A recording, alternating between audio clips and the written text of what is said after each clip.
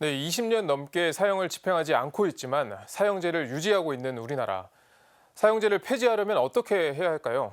사형제 폐지에 앞장서고 있는 인권단체죠. 국제 앰네스티 한국지부 이경은 사무처장 모셨습니다. 사무처장님, 안녕하세요. 안녕하십니까. 이 사형제 폐지 해묵은 논쟁이지만 네. 항상 찬반 의견이 엇갈립니다. 네. 사무처장님은 왜 사형제가 폐지돼야 한다고 보십니까? 앰네스티는 세계 최대 인권 단체입니다. 1977년부터 그 사형제 폐지 캠페인을 하고 있는데 그 이유는 이 사형제도는 극단적인 인권 침해이기 때문에 그렇습니다. 네.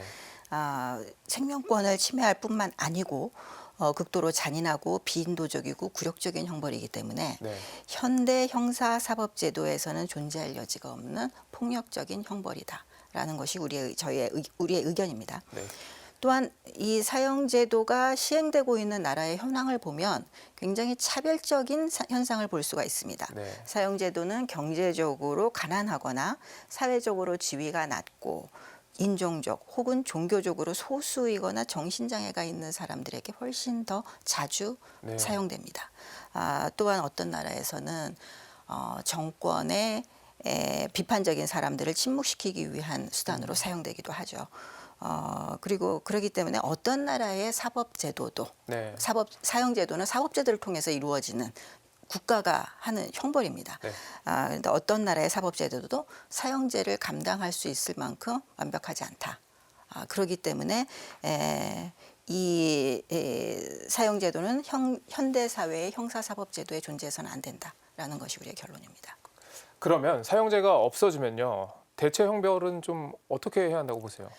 그것은 그 나라의 그 형사사법적인 판단에 따라서 결정할 내용이지만 지금 한국에서도 앞서 보도에도 나왔듯이 계속해서 사형제 폐지 법률이 발의가 되고 있거든요. 네. 그런데 그 법률의 내용을 보면 굉장히 간단합니다. 사실은 우리나라 형법에 있는 형벌 제도 중에서 사형을 빼고 그 대신에 가석방이 없는 종신형이라고 하는 새로운 형벌을 집어넣는 겁니다. 그런 내용으로 봤을 때 이미 사회적으로 한국에서도 그러한 대체 입법이 가능하다라고 하는 그 공감대가 형성이 이미 되어 있다라고 네. 볼 수가 있죠. 그렇군요. 자, 그리고 최근 화성 연쇄살인 사건의 유력한 용의자가 또 특정이 됐잖아요. 네. 이 흉악 범죄가 발생하거나 거론될 때마다 사형제 찬성 여론은 또 높아지곤 합니다. 네. 이런 현상은 어떻게 보세요? 우선 한 가지 이제 짚고 넘어갔을 때 네. 보고 싶은 것이 앰네스티의 경험으로 봤을 때 우리는 여러 나라에서 그 활동을 하고 있으니까요.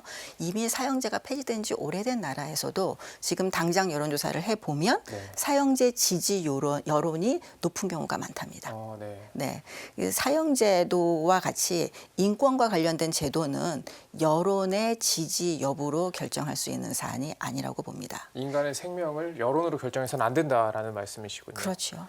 그리고 자, 또한 네. 이제 말씀하신 대로 사형제와 흉악범죄의 관련도를 봤을 때 네. 이것은 이미 2000년대 초반에 유엔에서 전 세계적인 상황을 다 조사를 해봤습니다. 네. 그리고 사형제도와 흉악범죄 발생과의 연관성은 없다라고 하는 결론은 이미 내려졌거든요. 그러니까 따라서 즉흥적으로 사형이 있어야 흉악범죄가 줄어들 것이다라고 생각하는 것은 굉장히 위험한 생각이고 네. 우리는 보다 이성적으로 어떤 제도가 보다 범죄 발생을 예방할 수 있는가에 집중을 해야 될 때라고 봅니다. 그러니까 사형제를 유지하느냐 마느냐보다는 범죄 예방을 위한 대책이나 이런 게 더 많이 필요하다는 그렇죠. 말씀이시군요. 보다 효율적인 것을 찾아야죠. 실효성이 있는 것을. 자, 그리고 그동안 국회에 사형제 폐지법이 여러 번 발의가 됐습니다. 하지만 본회의에 상정되지 못했습니다. 네. 좀 앰네스티에서는 이런 상황을 어떻게 보고 계신가요? 그렇죠. 발의되고 폐기되고 발의되고 폐기되고 이것을 네. 지금 수십 년째 하고 있는데요. 이러한 논의가 나올 줄 알았는지 오늘 국회에서 이제 사형 폐지의 날을 맞아서 네. 사형제 폐지 법안이 다시 발의가 된다고 합니다. 네. 한국은 이미 1998년부터 사형을 집행하고 있지 않습니다. 1998년은 여러분도 아시다시피 김대중 대통령이 취임한 해입니다. 네. 본인이 사형수였던 대통령이 취임하면서 그 이후에 어떠한 대통령도 사형 집행에 서명을 하고 있지 않습니다. 네. 사형이 집행되기 위해서는 법원에서 선고가 된 이후에 그 집행에 대해서 국가원수가 직접 사인을 해야 됩니다. 네. 김대중 대통령 이후로 그 어떠한 대통령도 그것을 설명하지 않았다는 얘기거든요. 지금 현재 한국에는 한 60명 정도의 사형수가 있는 것으로 알려져 있고 정부가 수립된 이후에 약 1,300명의 사형수가 이 땅에서 사형이 집행이 되었습니다. 네.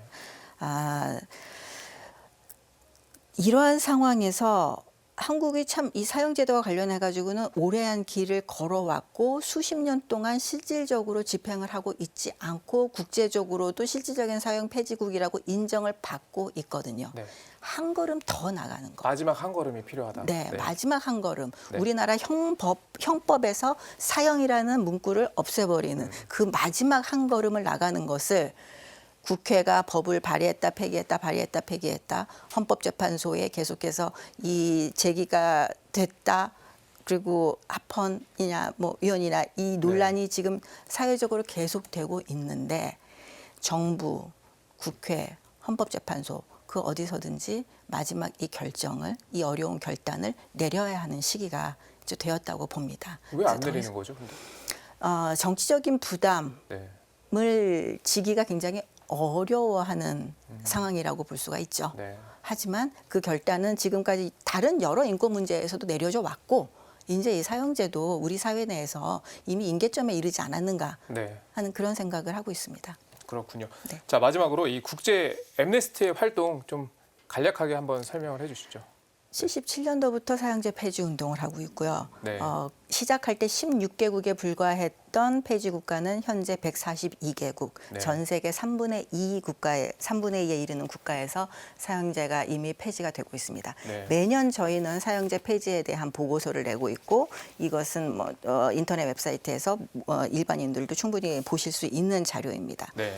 아시아는 좀 암울합니다. 중국과 북한의 사형제의 상황이 상당히 우려스러운 부분이 있어서 그래서 이 지역에서 그래도 선도적인 역할을 하고 있는 한국이 한 걸음 더 나아가는 것 네. 그것이 정말 필요한 시기라고 생각합니다. 그렇군요. 네.